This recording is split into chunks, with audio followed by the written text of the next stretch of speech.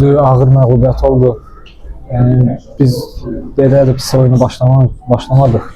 Yəni time'ın onu qurtardıq, fikirləşdik ki, eyni tempdə saxlayaq oyunu.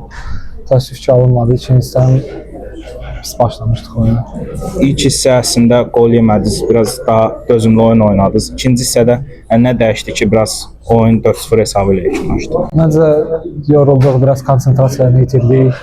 Həmişə ilk hissədə, bir də ikinci hissədə ilk 15 dəqiqə həmişə ağır olur.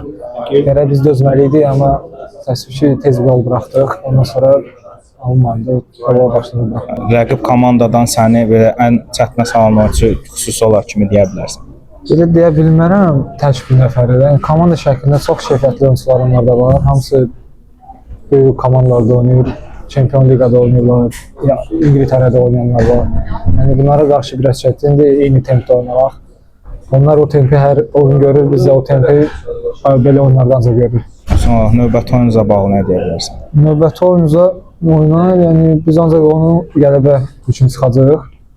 Çalışacağıq ki, oradan 3 xal götürərək. Yəni bizim əlimizdədir hər şey. Yəni rəqib bizdən də güclü deyil. Keçən oyun göstərmişdi ki, biz onlardan yaxşı oynaya bilərik.